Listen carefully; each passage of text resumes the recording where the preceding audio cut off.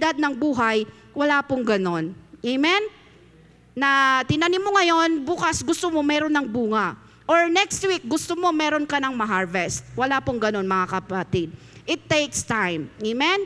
Kung ang isang seed, yung citrus seed, like lemon or orange, pag itinanim mo by seeds, aabutin pa yan ng 5 to 10 years bago mamunga. Diba? So, kailangan mong maghintay. May proseso na paghihintay. Pero yung mga grafted, marketed, ayan, pwede yan mamunga mga less than 5 years o 1 to 2 years. Pag marketed, pwede na yan mamunga.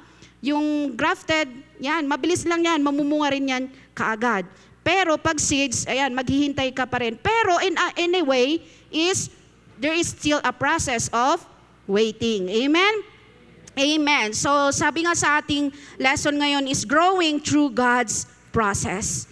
Ganon din tayo mga kapatid. Amen. Maraming proseso ng buhay na ating pinagdadaanan. Tama po ba? Parang kailan lang dumaan ang pandemic, di ba? At nakasurvive tayo. Di ba? Yung iba hindi. Pero tayo ay nakasurvive sa tulong ng ating Panginoon. Tapos ngayon na naman mga kapatid, may iba na namang sitwasyon. Amen. May krisis na naman na nangyayari sa ating paligid. Lord, pero kung ititingnan na natin mga kapatid, kung noon ay ginawa ng Panginoon, ginabayan tayo, pinrovide niya ang pangangailangan natin, iningatan tayo, alam natin sa krisis ngayon mga kapatid, andan pa rin ang ating Panginoon. Amen? Kasama pa rin natin ang ating Panginoon. Amen? Praise God. Yun ang kagandahan mga kapatid, na kahit na tayo'y dumaan sa mga sitwasyon sa buhay, amen, sabi nga ng testimony kanina, we have already tested or na-experience na natin ang ating Panginoon, na proven na natin kung gaano kabuti ang ating Panginoon. Diba? Mababackslide ka pa ba niyan mga kapatid? Amen? Manghihina ka pa ba niyan mga kapatid pag may mga ganitong sitwasyon? Hindi mga kapatid, dahil alam natin, nandyan ang ating Panginoon. Makapangyarihan ang Diyos na ating pinaglilingkuran. Amen? Praise God. Hallelujah. So sa ating buhay, sabi nga dito, many times, mga kapatid, the process is not comfortable. Yun nga lang, mga kapatid, yung proseso, it's not comfortable. Umaaray, di ba? Sa ating kapanahunan ngayon is medyo umaaray sa mga drivers, sa mga ganon is umaaray yung kanilang bulsa dahil hindi na lang doble ngayon ang presyo ng krudo. More than, di ba? So, di ba kung titingnan natin, the process is not comfortable. Pero mga kapatid, alam natin, kasama natin lagi ang ating Panginoon. Amen? Spiritual fruit in our lives works the same way. God allows a process which can be painful, slow, and discipline, but necessary for bountiful, lasting harvest. Alam natin mga kapatid, pag hindi tayo siguro dumaan sa mga pagsubok noon, wala tayo ngayon. Amen? Pag siguro hindi tayo, noon pa lang is nag-give up na tayo, wala tayo ngayon mga kapatid. Pero salamat sa mga pagsubok noon, di ba? Kaya nga, pag magpasalamat tayo, narinig ko ito pag magpasalamat din tayo sa mga problema. Salamat sa Panginoon sa mga problema. Di ba? Masakit. Sabi nga doon sa verse natin, being punished is not enjoyable while it's happening. Habang nangyayari, hindi enjoyable. Masakit. Sabi nga dyan, it hurts. Pero afterwards, amen, afterwards, mga kapatid, doon natin marirealize, kaya pala ako pinadaan ng Panginoon doon dahil merong ganitong sitwasyon ngayon. Naging mas madali yung sitwasyon natin ngayon dahil pinadaan tayo ng Panginoon doon. Amen? Praise God. Hallelujah. So ganun din ang process na amen ng isang halaman, ng isang fruit-bearing tree, mga kapatid. Amen? There is a process. So una, mga kapatid, there is a process of preparation. Sa mga plantita dyan, lalo na nung pandemic, na dumami ang plantita at plantito. Amen? Or siguro naman sa mga bahay natin, kahit siguro pa paano may isang halaman o ano pa, di ba? Yung iba puno, yung iba may isa. So, there is a process of preparation. Amen? Bago magtanim, amen, so alam natin yon, bago ka magtanim, lalo na kung ito ay, kung saan mo ito lalagay sa sa bed, yan, or sa pot, anong tawag dito, yung may garden bed kasi na tinatawag, di ba? So, hindi siya direct sa lupa. So may garden bed man yan or sa paso man yan, mga kapatid. Bago ka magtanim is kailangan mo i-prepare at siguraduhin na yung lupa ay nutritious at kaya niyang i-sustain yung pangangailangan ng itatanim mo. Dahil ito, pag mali yung lupa na ginamit mo sa isang halaman, mamamatay lang. Diba? Sayang yung effort mo dahil wala din, mamamatay yon. Kung hindi mo pinrepare yung soil, kung ano na lang, putik, tapos sand, pinaghalo-halo mo nila dahil akala mo okay sa kanya, hindi po. May mga certain plants na kailangan nila ng acidic na lupa. May mga plants na hindi. Kaya preparation talaga is napakahalaga. Dito nakasalalay yung harvest natin. Amen? The harvest is, yon, nakadepende yan kung anong preparation ang ginawa natin simula at simula. Amen? Kumbaga, foundation. Amen? So, kailangan prepared ang lupa. And last week, mga kapatid, is nagturo si Pastor Juric regarding the principles of the heart. Amen po ba? So, the principles of the heart. Kumusta po ang ating mga puso, mga kapatid? Amen? Anong kondisyon na ng ating mga puso, mga kapatid? Ayan. So, yan. So, just as a farmer prepares soil, God prepares our heart also for fruit bearing. Ganon din ang ating Panginoon, inihanda ang ating puso. Kung merong mga klaseng ground, di ba? Merong 4 na ground na nabanggit sa the parable of the sower. Ano yung mga yon? The wayside ground, the stony ground, the thorny ground, and the good ground. Amen? So, yung seed na itatanim, nakadepende yan kung anong ground, saang ground mo siya itatanim. Dahil kung ito ay tinanim mo sa wayside ground, anong mangyayari? Pupunta yung mga animals, mga ibon, tutukain at wala na. Diba? Maaapakan dahil daanan nga. Amen? So, mawawala, mga kapatid. And how about sa stony ground? Pag sa stony ground, mo itanim yung isang seed, tutubo siya konti, pero hindi niya makakayanan yung scorching sun or yung mainit na sun dahil mababaw ang kanyang roots. Diba? So, anong mangyayari? Mamamatay din siya. How about in a thorny ground? Amen? So, the seed is choked by choke, di ba? Dahil nandun yung mga thorns. Yan. Mamamatay siya, hindi dahil sa lupa, pero dahil nandun maraming mga thorns na nakapaligid sa kanya. So, hindi siya lalaki ng maayos. Siguro tutubo siya, pero mababansot siya dahil maraming mga thorns. At pwede rin siyang mamatay. Ayan. So, but there is also a good ground. Yan. So anong kondisyon ng ating puso, mga kapatid? Is it wayside, stony, thorny? Good. Pero alam ko, mga kapatid, yung mga nandito, it's a good ground. Amen? Sabihin mo nga sa iyong katabi, good ground. Yan. Amen. So lahat tayo ay nandoon na good ground. Pero, amen, so yun yung mga different kinds of ground na kung saan is itinatanim ang mga halaman or seeds. Ayan. So, and also sa ating buhay bilang isang Kristiyano is God's preparation also, ay piniprepare din ng Panginoon ang ating puso. Tama po ba? Amen. Napansin nyo na bago kayo gamitin ng ating Panginoon, talagang ihahanda kayo? Amen. Hindi lang po ako, mga kapatid, pero lahat tayo, bago tayo gamitin talaga ng Panginoon, bakit kaya? Bakit kaya may mga ganitong parang pangusap ang Panginoon, di ba? Yun pala, maya-maya, patatayuin ka or di kaya is patuturuin ka sa mga tao, sa Bible study, or saan ka man napadpad. Amen? Kaya kailangan natin panatilihin yung ating puso na good ground. Amen? Nang sa ganon is, anytime, amen, na mangusap ang ating Panginoon, andon na handa tayo. Amen?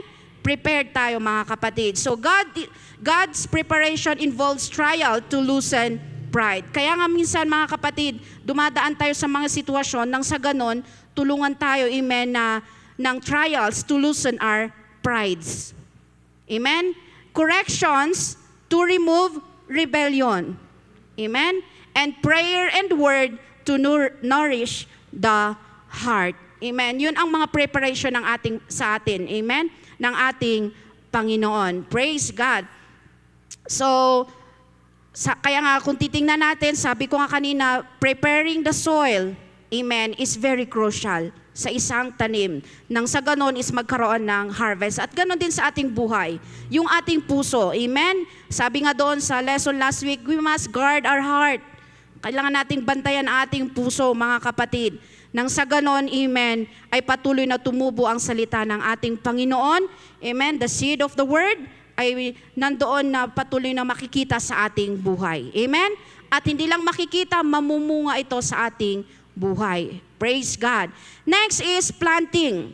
Sowing the right seed. Amen. Sowing the right seed. So sa farming, amen, is kung gusto mong magkaroon ng gulay at magtanim ka ng beans, anong itatanim mo? Seeds ng mangga? 'Di ba? Kung gusto mong magkaroon ka ng ulam at magkaroon ka ng magandang harvest ng beans, of course, hanapin mo yung tamang seeds. Amen? Hindi ka magtatanim ng kung ano-ano. So, ganun din mga kapatid sa harvest. Amen? Sa ating buhay, mga kapatid. The seed determines the harvest. You cannot plant weeds and expect to have fruit. Amen? Magtatanim tayo ng buto, amen, ng gusto nating anihin. Katulad nga, what are we planting or sowing? Kung ano man yung mga tinatanim natin, mga kapatid, siguraduhin mo na magugustuhan mo pag ito ay yung aanihin. Tama po ba? The law of sowing and reaping. So in any aspect of our life ay applicable ito, mga kapatid, sa farming, sa buhay natin bilang isang Kristiyano, applicable din, mga kapatid. Dahil kung anong itinanim natin, yun din ang aanihin natin. Minsan gusto natin ng blessing, pero hindi tayo marunong magbigay. Hindi tayo nagtanim ng pagbibigay. Tapos gusto mo lang blessing. Tama ba yun, mga kapatid? Hindi. Dapat kung gusto mo ng blessing, dapat marunong din tayong magbigay. Marunong tayong sumunod. Amen? Praise God. So, may dalawang klase ng seed. The seed of the Spirit, which is the Word of God. Amen? Prayers, obedience. Amen? And also, there is a seed of the flesh. The sinful desire, selfish ambitions, idleness, mga kapatid. Amen? At mamili ka. Anong gusto mong itanim sa iyong buhay? Amen? Seed of the Spirit or seed of the flesh? Dahil kung ano yung gusto mong outcome, sabi nga natin, yun ang ating itanim. Amen? Amen. So, yan, sabi nga ng Galatians chapter 6, verse 7 to 8, do not be deceived, God is not mocked. Whatsoever one sows, that will he also reap. Amen? Spiritually, what you plant daily in our thoughts, in our action, in our faith, determines what will grow in our life. Amen? Na kung ano yung itinatanim natin sa bawat araw bilang isang Kristiyano, yun din ang tutubo at mag-grow sa atin sa bawat araw ng ating buhay. Amen po ba, mga kapatid?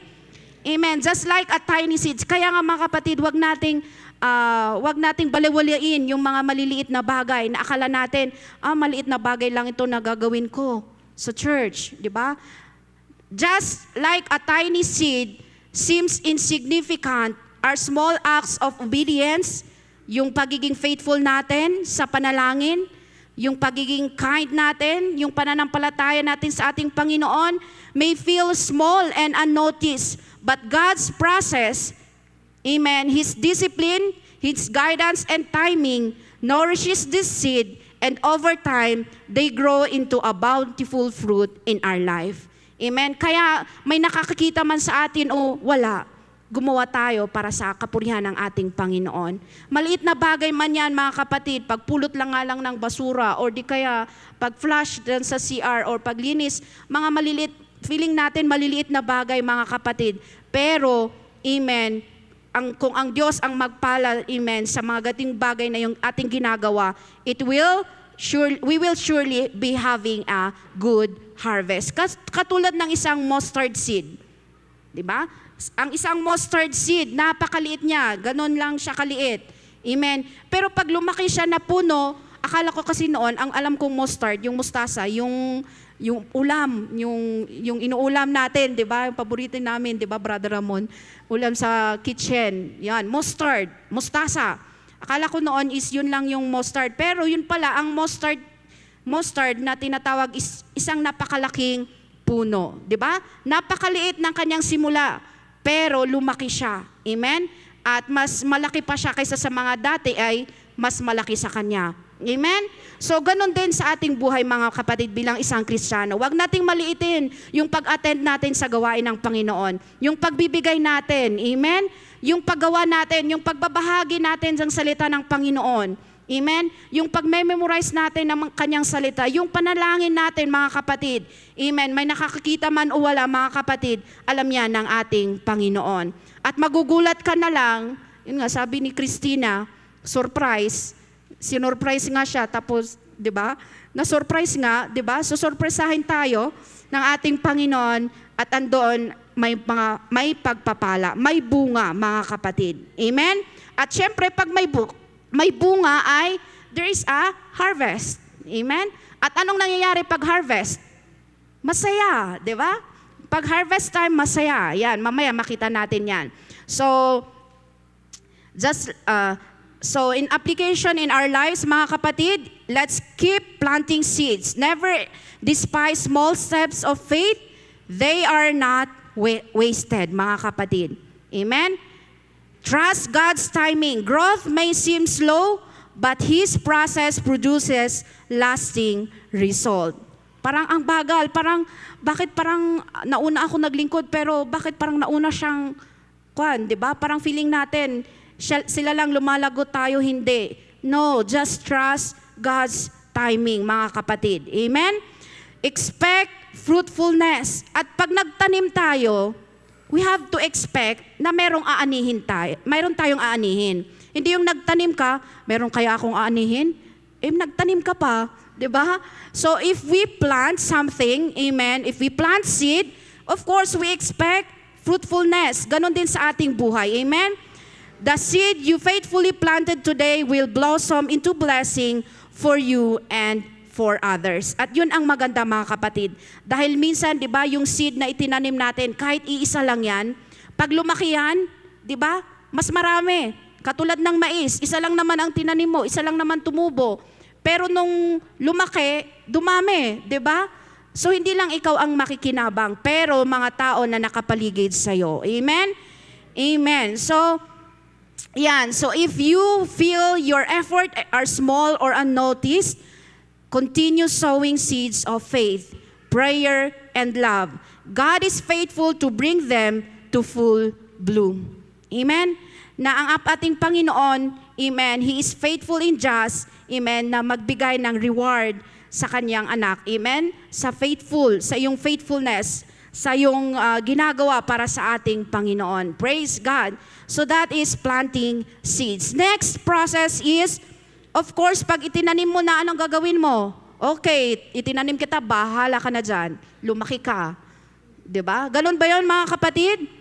Sa isang farmer na, matinong farmer, mga kapatid, of course, pag nagtanim siya, alam nyo, inaalagaan yan. At sa amin, of course, ako din is lumaki din sa farm. Hindi man ikta-iktaryang farm, sakto lang na taniman ng sayote, kamote, gabe, tinatanim ng lolo ko doon. May mga fruit-bearing trees doon, avocado, bayabas, maraming mga fruits at maraming mga na nakapaligid noon sa bahay ni grandmother.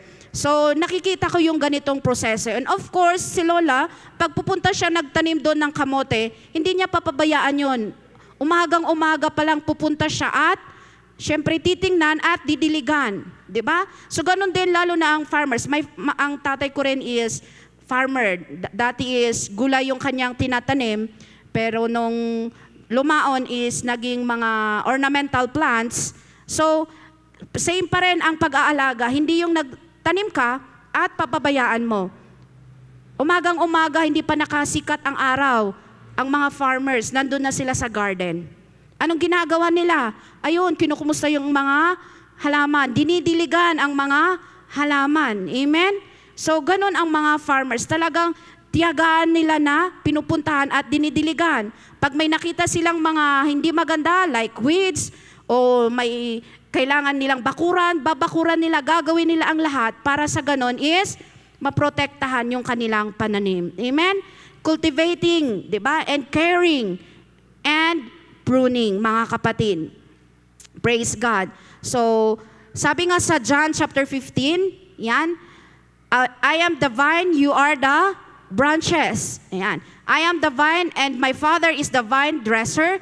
Every branch in me that does not bear fruit, He takes away. And every branch that does not bear fruit, He prunes. That does bear fruit, He prunes, that it may bear more fruit. So ganun yon, mga kapatid. Lalo na sa ngayon is-season ng mangga. So hindi ko man alam yung pag-aalaga ng mangga dahil mostly na ang mangga is na doon. Doon may mangga sa bahay, pero hindi siya yung pang-benta. So nandun lang, 'di ba? Pero sa mga nagbebenta ng mangga, ang kanilang ginagawa talaga is hindi nila hinahayaan yung mangga lang nila ng ganon. Talagang throughout the season, kahit hindi ito nagmumunga, pinupuntahan pa rin nila, chine-check pa rin nila kung kumusta ang kanilang mga alagang mangga. Amen? Dinadamuhan pa rin nila kahit walang fruit. Bakit? Parang sayang lang yung effort mo, nagdadamo ka doon, wala namang bunga yung puno. Bakit, mga kapatid? Dahil kailangan. Or else, mapepeste. 'Di ba? At ito pa ang nakakalungkot, pag napeste ang isa, madadamay na ang lahat. So, kailangang talagang tiyaga na pag-aalaga. Ako nung pandemic, naalala ko, naranasan ko nagtanim ng pechay from seeds. So, di ba medyo mabilis ang pechay. Ang mga 1 month, pwede ka nang maka-harvest. At yun ang talagang ginagawa ko every morning. Excited ako dahil syempre first time kong nagtanim ng pechay from seeds doon sa kabila. Tapos mayroong pang nakapat. So every morning, pinupuntahan ko yun, tinitingnan ko, bakit kaya kahit everyday akong pumupunta doon para tanggalin yung mga uod, meron pa rin uod ulit kinabukasan. Mamayat pa yan, hindi ko nga lang nabantayan konti, nakain na yung isang halaman, di ba? So, kaya nga, di ba, yung iba is nag-i-spray, pero syempre dahil pangkain natin, hindi natin pwedeng sprayhan. So, pag sa mga farmers, kaya nga sila nag-spray, di ba? Binabantayan ang kanilang halaman, inaalagaan dahil kailangan may peste, may mga insect, amen, nang nangangain. May mga sakit ang mga halaman. Ornamental man yan, or trees, or gulay, or putas, may mga kanya-kanya silang mga sakit. Na once na hinayaan mo, pinabayaan mo, akala mo okay lang sa panlabas, yun pala, yung gitna na niya, nakain na or pinasok na ng insekto, ayun, namalayan mo na lang mamaya, bakit parang okay siya kahapon, bakit ngayon nalumpaypay na? Yun pala, nakain sa loob. Yun, dahil hindi nabantayan. So, kailangan ng caring and cultivating. Amen? So, ganun din ang ating Panginoon. Amen? Kaya nga sabi dyan is, kung isang puno, isang vine, ay hindi namumunga, di ba? Tinatanggal niya ito. At hindi lang yon, pinoprone din niya yung namumunga. Bakit niya binabawasan yung namumunga? Nang sa ganon ay mas marami pa itong bunga. Amen? Ang mga halaman, lalo na pag nakapat lang, dahil kami nagtitinda ng mga potted plants, so in-explain nila sa amin, paano yung isang sili? Di ba pag nagtanim ka ng sili, straight lang yan na tatangkad. Pero yung mga dinideliver sa pwesto, bakit yung isang puno, ang dami niyang sanga? Yun pala, mga kapatid, bata pa lang, pinuprone na. Pinuputulan na yan, isa-isa. Yan. Bakit pinuputulan? Nang sa ganon, dadami ang sanga at dadami rin ang mamumunga. So, ganon po yun. Dahil kung hahayaan mo lang siyang tumubo, iisang stem lang yan na tataas. 'Diba? At pag mataas na siya, 'di ba, nagsusway, hindi siya matibay. Pero kung ipoprone mo yan, dadami yung kanyang sanga. So maraming process, mga kapatid. May mga proseso, amen? Kahit sabihin natin na simpleng farming, yan. So ganun din sa ating buhay, mga kapatid. Tayo rin ay nandyan ang ating Panginoon na nag-aalaga sa atin. Amen po ba? Naramdaman nyo ba na pinoprotektahan tayo ng ating Panginoon? Amen? Sabi nga, yung mga grass nga sa parang, inaalagaan ng Panginoon. Yung mga ibon, di ba, sa taas, inaalagaan ng Panginoon, buhay kahit hindi nagtrabaho. Ikaw pa kaya, tayo pa kaya na anak ng Diyos. Amen? At sa pag-aalaga ng Panginoon, amen, is hindi tayo niya ini-spoil. Dahil once na-spoil tayo, may spoil talaga tayo. Masisira tayo, mga kapatid. Kaya nga, di ba, there is a process na minsan is pinuputulan tayo, pinuprone tayo ng ating Panginoon. Amen? At pag pinurone tayo ng ating Panginoon, amen, masarap ba sa pakiramdam? Pag tanggalan ka ng isang bagay sa iyong buhay, na para sa iyo is mahalaga, bakit, Lord? Di ba? Amen? Iisipin natin, why, Lord? Di ba? Akala ko ba anak mo ako? Di ba? Pero mga kapatid, pruning, amen, means cutting away what hinders our growth. Alam ba na natin mga kapatid, that pruning takes away or cutting away whatever hinders our growth. Amen. Hindi man natin maintindihan sa totoo lang, may mga bagay na tinatanggal ang ating Panginoon sa ating buhay. Amen? May nga pinoprone siya sa ating mga buhay. Dahil yun pala, yun yung nakakahadlang sa ating paglago. Tama po ba? Yun pala ang nakakahadlang na tayo ay magbunga pa ng mas marami. Amen? Akala natin yung isang bagay na to, or yung blessing na to, or yung trabaho na to, di ba? Akala natin it is a blessing, pero yun pala is hindi natin alam, ito ay pwedeng diba? Ito ay yung pwedeng magdala sa'yo ng kapahamakan. Amen? Kaya nga tinatanggal ng ating Panginoon. At pinapalit, at ito naman, pag tinanggal ng Panginoon, hindi ka naman pinapabayaan na ganyan lang. Pinapalitan ng Panginoon. Mas higit pa. Amen? Mas maganda. Amen? At doon mo natin marirealize, kaya pala. Amen? Kaya pala ako hindi tinanggap sa trabahong yun. Ginawa ko na lahat. Ginastusan lahat. Yun pala, may mas ibibigay siyang mas magandang trabaho. Amen po ba, mga kapatid? Kaya pala hindi ako pinahintulutan ng Panginoon na pumunta dito sa conference, sa lugar na ito noon. Dahil mas dadalhin pala ako ng Panginoon sa ibang bansa or sa ibang lugar na mas maganda. Di ba? Libre pa. Saan ka pa? Amen? Praise God. So, ganun yun, mga kapatid. Sometimes God removes people you thought you needed. Sometimes God removes opportunities you thought it was a blessing. And sometimes God removes things you prayed for before. Amen. Na ito ay mga tinatanggal ng ating Panginoon, hindi para sa ating kapahamak, pero para sa ating ikakabuti. Amen? Ganon din sa vine, mga kapatid. Amen? Sa grapevine. Yan. Tinatanggalan yan ng dahon. Tinatanggalan yan ng mga sanga. Nang sa ganon, mas higit pa itong mamunga. At hindi lang yon, mga kapatid, kahit na ito ay namunga na, at kahit ito ay may dahon na, continuous pa rin ang pruning. Bakit? Dahil kung hahayaan mo lang at hindi mo siya ipoprone, magiging wild yan. Kung saan-saan na pumupunta yung mga sanga, di ba? Kung masyado nang makapal yung dahon, natuloy hindi na naiinitan or naaarawan yung bunga. Hindi siya na nakaka-absorb ng nutrients. So, ganun yon, mga kapatid. Hindi lang yan minsan. Ganun din naman tayo, di ba? Hindi lang naman tayo dumadaan minsan sa pagsubok. May mga, pag napagtagumpayan na natin yung isa, mamaya't maya, may susunod na naman. Diba? Amen. So, yan. Not everything God removes is a loss. Some removals are divine protection ng ating Panginoon. Amen? Amen. So, yung isa sa mga na-amaze ako at gustong-gusto kong documentation is yung farming sa Japan. Ang galing kasi nila sa farming. So isa sila sa mga nagpo-produce ng mga quality at expensive na mga fruits. Pero kung titingnan mo rin yung proseso na kanilang pinagdadaanan, kaya pala ang mahal. Kasi naman, talagang sa isang puno, kunti lang ang iiwan. Sa isang sanga, kukunti lang ang iiwan. Kung sa isang bungkos ng grapes, yung dulo lang iiwan, tatanggalin lahat. Para sa atin, sayang naman. May mga sanga din silang tatanggalin, kahit yung mga pears, tatanggalin nila yung ibang sanga na namumunga na. Para sa atin, sayang. Di ba feeling natin, hala sayang, di sana kung namunga yan ng mas marami.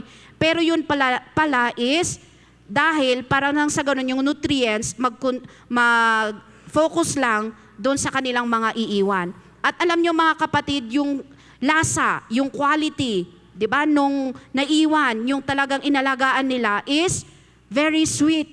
Iba yung lasa niya sa yung nabibili na ordinaryo dyan. Madi-differentiate mo yung lasa nung yung galing sa kanila, yung inalagaan nila, at yung lasa nung nandoon lang, yung maramihan, yan, na hindi pinrown. Yan. So there is a difference. Ganon din tayo mga kapatid. Kung gusto natin na maging quality, yung ating buhay bilang isang Kristiyano, magpa-prone tayo sa ating Panginoon. Amen?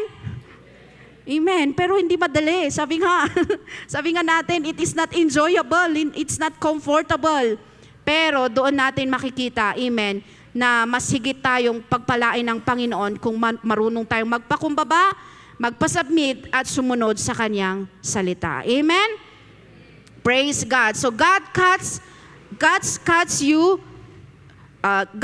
what you love to protect what He promised. Yan. God cuts what you love to protect what He promised. Sabi nga ng Isaiah chapter 48 verse 10, Behold, I have refined thee, but not with silver. I have chosen thee in the furnace of affliction. Yan. Sabi nga sa James chapter 1 verse 2, Consider it pure joy, my brothers and sisters, whenever you face trials or many kinds, because you know that the testing of your faith produces perseverance. Let perseverance finish its work so that you may mature and complete, not lacking anything. Amen po ba mga kapatid? Minsan hindi natin maintindihan yung ganitong verse, pero once na dumaan tayo sa sitwasyon sa buhay, mga kapatid, doon natin makikita, ay oo nga. Amen? So count it pure joy. Magsaya tayo. Amen? Na kahit man dumadaan tayo mga sa ganitong sitwasyon, because it will help us to be mature and to be complete. Amen? Pruning is painful.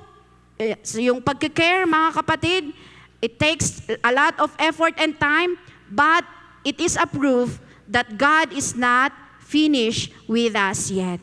Amen. Sa continuous na pruning, mga kapatid, sabi ko nga, ang mga fruit-bearing trees, hindi niya pinoprone yan before sila mag-fruit.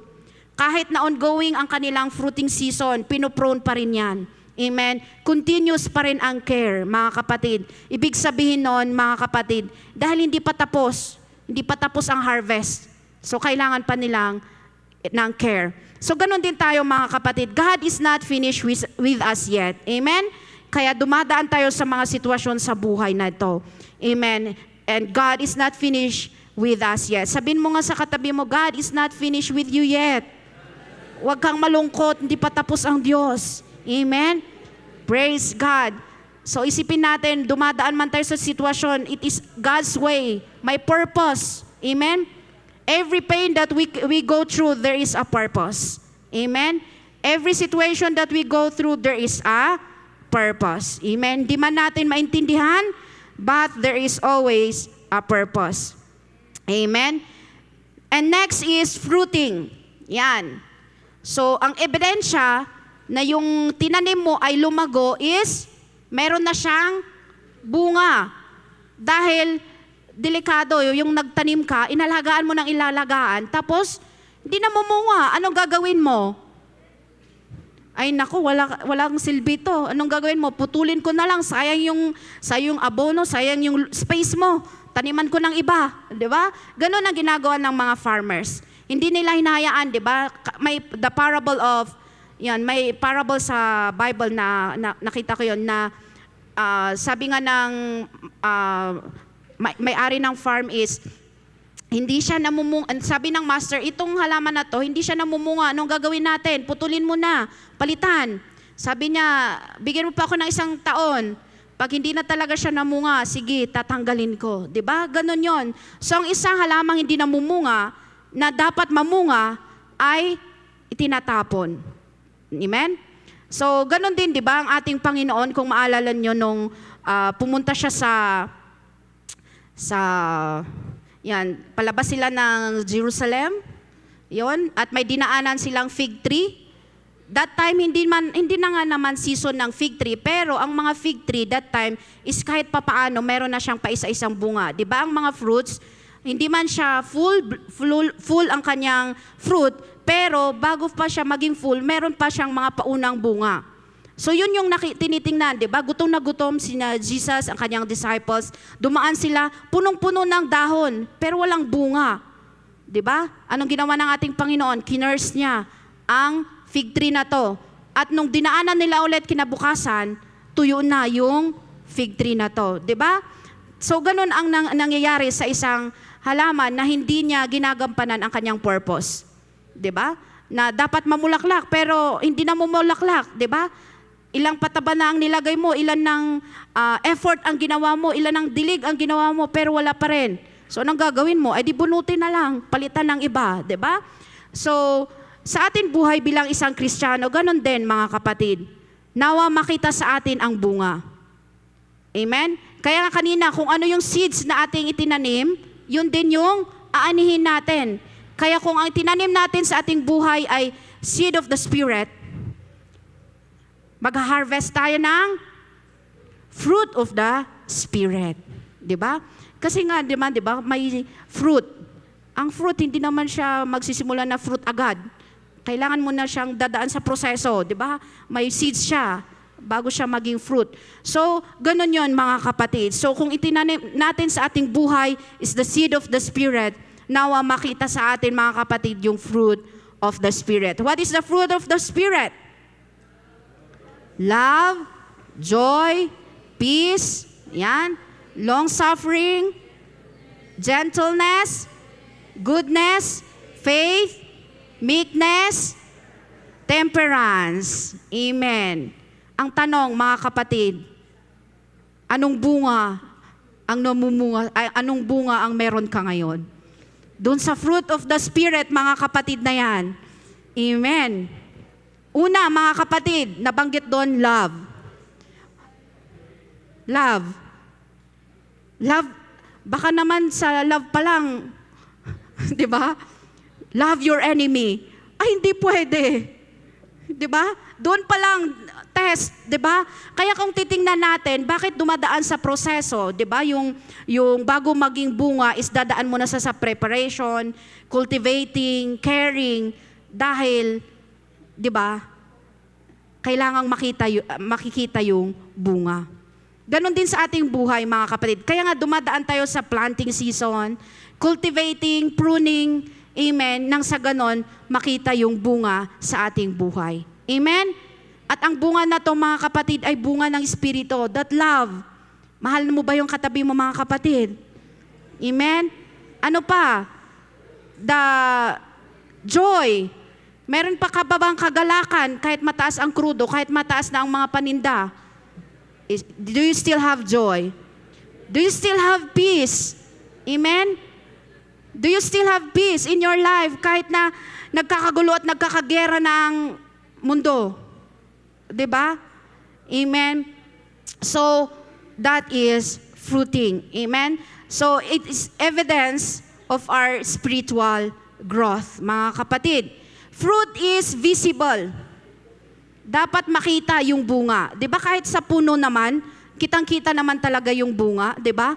Kahit gaano at ito pa, mostly ng mga halaman, pag sila ay namumunga or flowering season or namumunga, nagiging less ang kanilang dahon.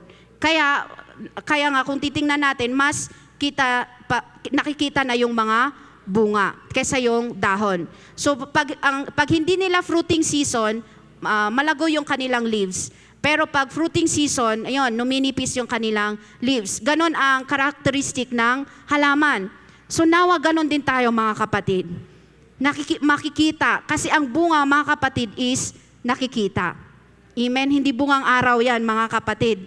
Amen? Bunga ng Espiritu ng ating Panginoon. Amen? So fruit is visible, measurable, and consistent. It cannot be fake. Though maraming fake ngayon, maraming mga fake na fruits, maraming mga fake na flowers, maraming mga fake na halaman, 'di ba? Pwede nilang pikihin, pero tayo mga kapatid bilang isang Kristiyano at nagsasabing Kristiyano, hindi natin pwedeng pikihin. Amen? Dahil lalabas pa rin kung anong klaseng bunga meron tayo. Amen po ba mga kapatid? Amen. So, yan. So, what are the fruits? Yan, the work of the flesh. Pag ang itinanim mo is seed of the flesh, ang maanihin mo is the works of the flesh that will fight the spirit. At gusto niyang mag-take control. Ano yon? Sa Galatians chapter 5 verse 19 to 21. When you follow the desires of your sinful nature, your life will produce this evil result.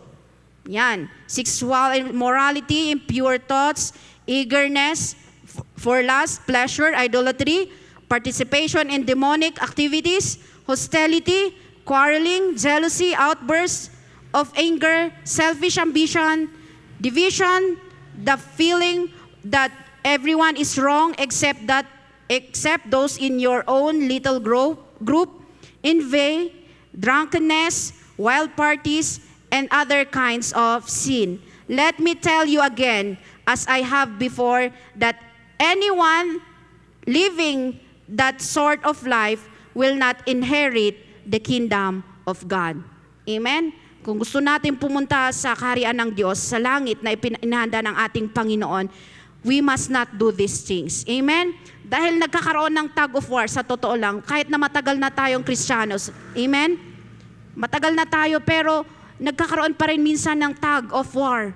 Amen? Yung ating laman at yung espiritu. Depende na lang kung ano ang inaalagaan mo. Amen? Kaya nga mga kapatid, ang cultivation, kahit na matagal na ka na sa Panginoon, or kumbaga sa isang halaman, matagal mo nang itinanim, hindi ibig sabihin, nung inalagaan mo lang siya ng 5 years, okay na yon. Hindi po mga kapatid. Continuous yan kung gusto mo magkaroon ng bunga. Continuous yung alaga. At paulit-ulit, cycle yan mga kapatid. So ganun din tayo bilang isang Kristiyano. Amen? Kahit sabihin natin matagal na tayo, sabihin natin, matibay na ako, kayang-kaya ko na lahat. Hindi po mga kapatid.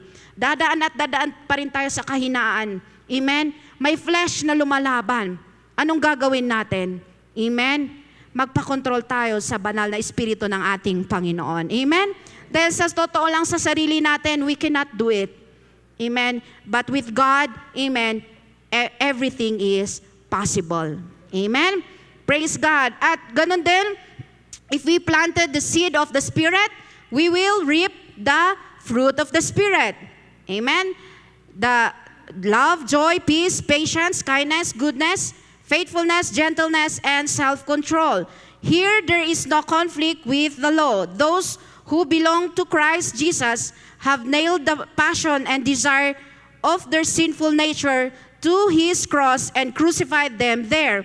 So if we are living now by the Holy Spirit, let us follow the Holy Spirit's leading in every part of our lives. Amen? Sundin natin kung ano yung leading ng banal na Espiritu ng ating Panginoon. Amen? Let us not become conceited or irritated to one another, or be jealous of one another. Amen? Sabi nga ng ating Panginoon, but love one another. Amen po ba? Amen.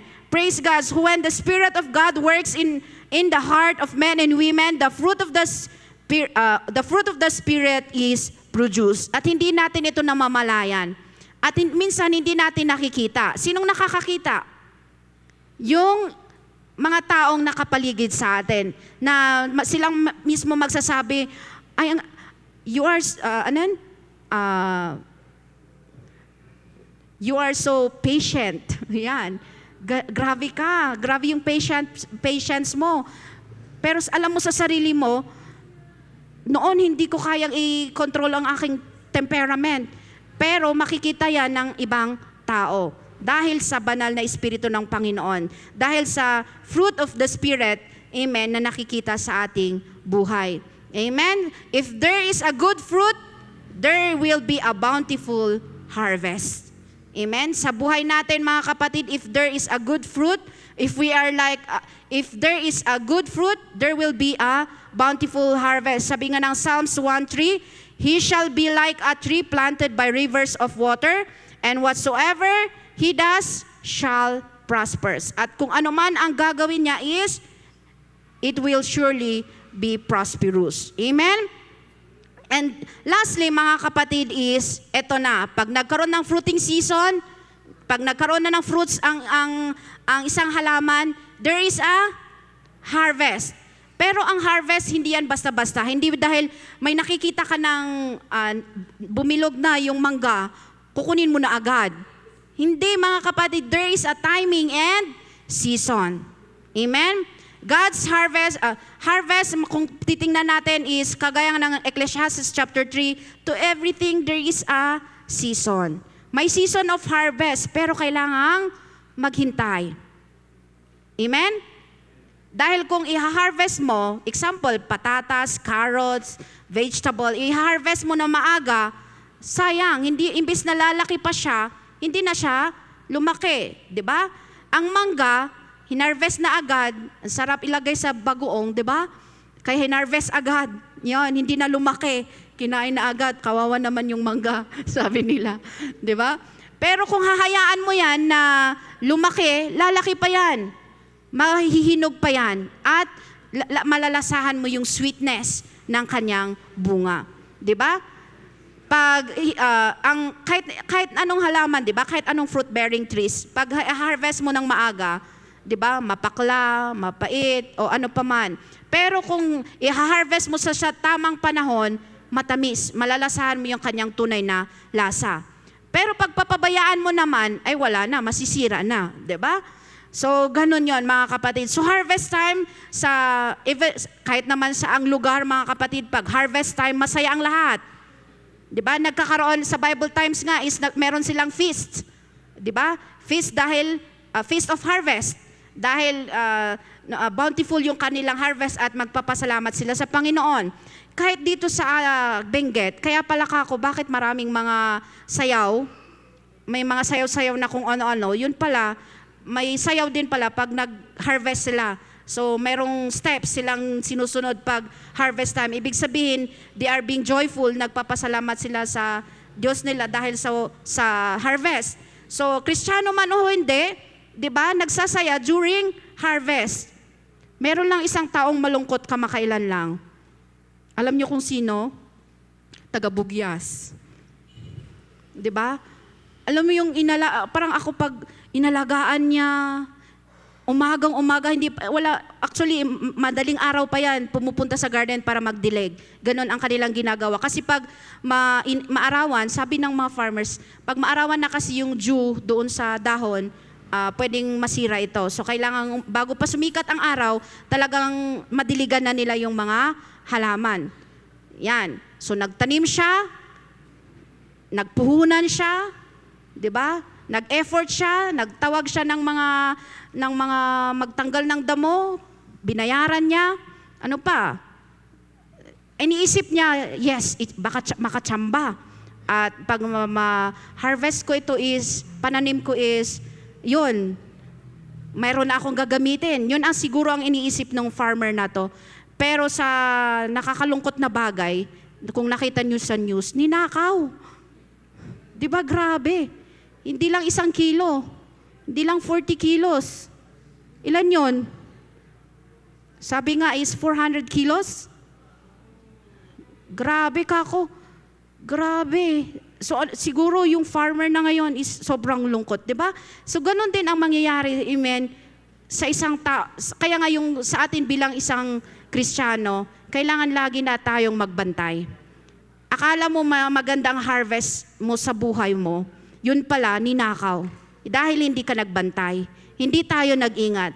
Sabi nga is, we must always be watchful and be ready because we have an enemy, a roaring lion. Amen? Na seeking whom he may devour. Diba? Kahit sa atin, sa buhay natin bilang isang Kristiyano, pag patulog-tulog tayo, pag parelax-relax lang tayo, nakalimutan na natin yung prayer life natin. Dahil busy tayo sa ministry. Diba? Pero nakalimutan mo naman yung relasyon natin sa ating Panginoon. Hindi tayo nakapagbantay, nahulog na pala tayo. Amen? Because there is an enemy. Amen? Kaya nga yung isang farmer, grabe ang caring niya. Ang care niya hindi lang during fruiting season. Kahit during harvest time, kailangan nandun pa rin siya. Bakit? Ay, maraming magnanakaw, maraming gustong kumuha ng kanyang harvest, yung mga pananim, yung bunga ng kanyang pananim. Tama? So, ganun din tayo bilang isang Kristiyano. Huwag tayong maging lax sa ating pamumuhay bilang isang Kristiyano. Kailangan lagi, amen, na tayo ay magbantay. At habang tayo nagbabantay, amen, at naghihintay sa ating Panginoon, andun mga kapatid, let's pray. Watch and pray. Amen? Panalitihin natin, amen. I-cultivate pa natin higit ang relasyon natin sa ating Panginoon. Hindi dahil naging matagumpay ka noon, di ba? Meron ka ng leadership position, di ba? Matagal ka na sa church, is okay na yon mga kapatid. No. Di ba? Minsan nga, kahit sabihin natin na pastor or ano pa man, pag hindi din nagbantay, ano nangyayari? Nahuhulog. How much more tayo mga kapatid? Kaya even in the harvest time, amen, even in the joyous time of our life, bilang isang Kristiyano, kailangan pa rin nating magbantay. Amen? Amen. Katulad ni Joseph, kung titingnan natin at babalikan natin yung buhay ni Joseph, the dreamer. Nung siya'y bata, di ba, pinalaki siya ng maayos, at andun yung favor ng Panginoon, favor ng kanyang father sa kanya, at favor din ng Panginoon sa kanyang buhay. Joseph's journey, before Joseph become a ruler, he was betrayed. Amen? Dumaan siya sa mga ganitong sitwasyon. He was being betrayed. Hindi ng ibang tao. Kapatid niya, mga kapatid. Yung hindi niya inaasahan na magbe-betray sa kanya, ang nag-betray sa kanya. Yan. He was thrown into a pit. Ano pa? He was sold as a slave. And then, nung naging slave na nga siya, he was also being falsely accused. At nang he was accused, he was in prison. 'Di ba? Nakulong siya sa kasalanan na hindi man niya ginawa. Injustice, unfair para sa atin, 'di ba? Kahit naman tayo dumadaan sa justice or minsan unfair na sitwasyon. Pero kung titingnan natin yung dinaanan ni Joseph, yun din ang nagdala sa kanya sa palasyo. Amen? The palace was his destination, but the process was his preparation. Amen? The palace was his destination, but the process was his preparation. Amen. Praise God. So God prepares the person before He release the promise. So ganun din ang ating Panginoon. Amen. Bago tayo magkaroon ng bountiful harvest, amen, or blessing sa ating buhay, ipine-prepare muna tayo. Ganun din, di ba? Bago kanya bigyan ng sasakyan, dapat marunong kang mag-drive. Mag-aral ka munang mag-drive. Paano ibibigay yan sa'yo ng Panginoon, di ka pa marunong mag-drive, di ba? Takot kang mag-drive. Di mas lalong hindi ka bibigyan yan, di ba? So, bago ibigay ng ating Panginoon ang kanyang promise sa atin, amen? Bago pa ibigay ng Panginoon ang mga blessing na para sa atin, ihahanda rin tayo. Dahil delikado, baka hindi natin makontain ikakabagsak natin. Minsan nanghihingi tayo, Lord, gusto ko ng 1,000,000. Pero pag alam ng Diyos, pag bibigyan ka ng 1,000,000 ngayon, wala ka na sa simbahan. 'Di ba? Lord, gusto ko ng ganitong negosyo. Baka pagbigyan ka ng Panginoon ng negosyo niyan, wala. Ikakawala mo yan. 'Di ba? Sayang. So, God is preparing us na slowly man minsan, pero surely. Amen. Ibibigay yan ng ating Panginoon. Amen po ba mga kapatid? Amen. That's why we must stay connected with the vine. We must always be connected sa ating Panginoon. Huwag natin hayaan na mawala tayo sa connection natin sa ating Panginoon. Katulad nga dito sa John chapter 15 verse 4 to 5, abide in me and I in you. Bakit? Apart from me, ye can do nothing. Amen? Sa John 15:16, I choose you and appointed you that you should go and bear fruit, and that your fruit should remain. Amen. So kailangan nating patuloy na manatili. Amen? Ang ating buhay bilang isang Kristiyano is, amen, kung paano tayo mag-stay faithful, amen, sa ating paglilingkod sa Kanya. How we stay faithful, amen, hanggang sa Kanyang pagbabalik. You were not saved just to survive. You were chosen to bear fruit. But hear this clearly mga kapatid, you cannot bear fruit if you are disconnected from the source. Yun naman mga kapatid. Dahil minsan siguro nagmalaki, 'di ba? Nagmalaki yung isang sanga. Sabi niya, ang dami kong bunga. 'Di ba? Ang dami kong bunga ngayon. Yay! 'Di ba? Kayang-kaya ko na yung sarili ko dahil ako ang namumunga at hindi ikaw. Anong mangyayari sa kanya? Pwede siyang putulin. At once na putulin na yan, anong mangyayari? Mamumunga pa ba yan? Hindi na po mga kapatid, ipapanggatong na yan. Amen? Dahil matutuyo yan at mamamatay. Kaya nga mga kapatid, bilang isang Kristiyano is we have to stay, amen, connected. We have to abide in the presence of God. A branch cannot live in its own. A branch cannot grow by itself. A branch cannot produce fruit alone, mga kapatid. Without the vine, there is no life. Without the vine, there is no growth. Without the vine, there is no fruit. Amen. Kaya mga kapatid, alalahanin natin, amen, na sabi ko nga, delikado na mag-disconnect tayo sa presensya ng ating Panginoon. Dahil merong kaaway, sabi nga, the enemy is like a roaring lion seeking him a devour. Baka kunting bitaw mo lang, ayan, tinag-advantage ng kaaway para sirain tayo. Sayang. Amen? So kaya mga kapatid, don't detach from God. Don't isolate yourself from the fellowship. Don't try to survive alone. Sabi nga ng isang kanta, I need you to survive. Amen? I need you. You need me. Amen? We are one body. Amen? Kailangan natin ang bawat isa. Because we cannot survive alone. But above all mga kapatid, we need God. Why? Because He is the source of life. Habang tayo tumatayo mga kapatid, amen, He is the source of our life. Amen. He is our protector. Amen. Kailangan natin ng protection mga kapatid ng ating Panginoon. Amen. He is our guide. He is our sustainer mga kapatid. He is our life. And without Him, we can do nothing.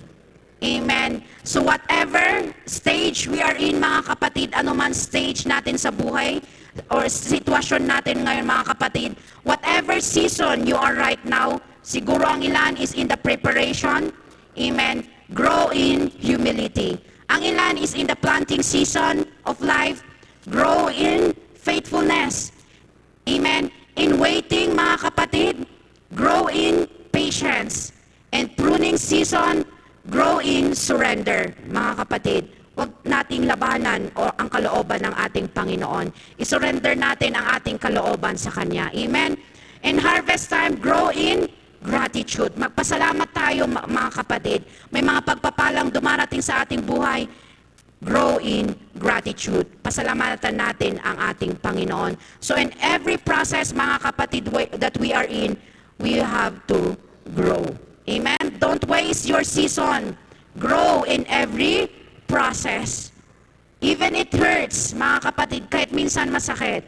Even when it's slow, even when we don't understand, grow in every process. Amen? Grow in every process. At nawa mga kapatid, sa ating buhay, sabi ko nga, makita yung tunay na bunga ng mga kapatid sa atin. Hindi lang panlabas mga kapatid, kundi galing sa ating puso. Amen? Hindi lang nakikita lang sa panlabas, pero nakikita nanggaling ito sa ating puso. Sabi nga natin, the fruit of the Spirit, mga kapatid, makita nawa sa ating buhay. At minsan hindi natin namamalayan, amen. Amen. Nandoon na pag tayo naging tapat sa ating Panginoon, andun tayo nag-grow, mas higit na tayo gagamitin ng ating Panginoon. We grow in every process at doon natin matutunan to love even when it's hard. Amen? To have joy despite that whatever is happening around us. To have peace even in the middle of chaos. And to endure with long suffering. To respond, amen, with gentleness. Amen. Kaya pa ba natin mag-response? That's a fruit of one of the fruit of the Spirit. Kumusta ang ating response sa mga sitwasyon? Amen. Sa mga nangyayari sa ating buhay. Do we respond in anger or we respond in gentleness? Amen. To live in goodness, to stand in faith, to walk in witness, and to practice self-control. Amen. Hindi man ito instant, amen, na makikita sa ating buhay. Pero ito ay bunga ng proseso. Amen? That in every, sabi ko nga, in every promise, we have to really help ourselves to grow in the process. Sa tulong ng ating Panginoon. Amen? Hindi man madali ang proseso, pero may ginagawa ang Diyos sa loob ng bawat isa sa atin, sa puso ng bawat isa sa atin. Habang dumadaan ka sa proseso, may tumutubong bunga, mga kapatid. Hayaan mo lang, amen, na ang Panginoon ay kumilos sa iyong buhay. Habang nasasaktan ka, may nabubuong character. May nabubuong magandang character sa ating buhay. Habang naghihintay ka, may hinahandang ani ang ating Panginoon. Hindi ka nag-iisa, mga kapatid, sa ating sitwasyon. Kasama lagi natin ang ating Panginoon. Amen? Praise God. Hallelujah. Batiin natin, purihin ang ating Panginoon. Hallelujah. Pasalamatan natin ang ating Panginoon. Hallelujah. Hallelujah.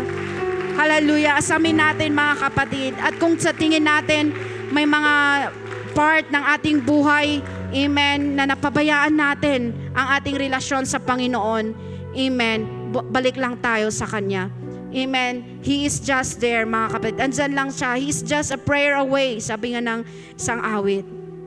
Reach out and touch the Lord, for He passes by. Amen. Kung kailangan na natin ang tulong, huwag tayong mahiya. Huwag nating pairalin ang ating pride. Amen. Andyan ang ating Panginoon. Amen. Praise God. Hallelujah. Hallelujah. Praise God. Hallelujah. At kung anumang proseso ang pinagdadaanan mo ngayon, mga kapatid, hindi ka nag-iisa. Amen? Ang iyong kapatid, ang bawat isa na narito, mga kapatid, may kanya-kanyang dinadaang ng proseso. Amen? Kaya nga, mga kapatid, sabi doon, we need each other. Kailangan natin ang bawat isa. Not to condemn each other, but to love one another, mga kapatid. Kung nanghihina ang iyong katabi, mga kapatid, pag-pray natin, mga kapatid, tulungan natin not to condemn, but to love one another. Hallelujah, hallelujah. Oh yes, oh God, hallelujah. Thank you, Jesus.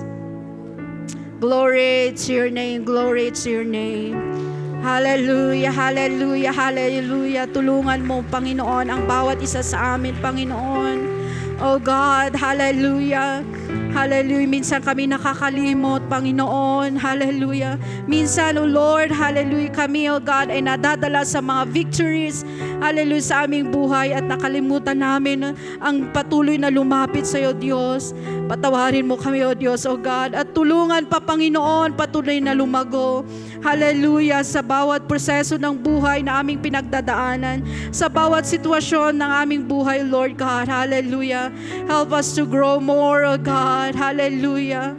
Hallelujah. To be more like you, Lord Jesus. Hallelujah. To live, hallelujah, to what you want us to be, O God. Hallelujah, Jesus. Oh, glory to your name. Glory to your name. Glory to your name. Praise God. Hallelujah. Habang ninanam natin ang presensya ng ating Panginoon, umaawit ang mga awit. Hallelujah. Isipin natin ang kabutihan ng ating Panginoon. Hallelujah. Na kailangan natin ang ating Panginoon. Hallelujah. At lagi nating tandaan that He's just there, mga kapatid, para sa bawat isa sa atin. Hallelujah. He will never leave nor forsake us. Hallelujah. Hallelujah. Hallelujah, Jesus. Oh, glory to your name, oh God. Glory to your name, Jesus. Praise your God. Hallelujah, hallelujah, hallelujah. Praise your name, Jesus. Hallelujah, hallelujah. Oh, glory to your name. Reach out and touch the Lord as He passes by. Hallelujah, hallelujah. Hallelujah, Jesus.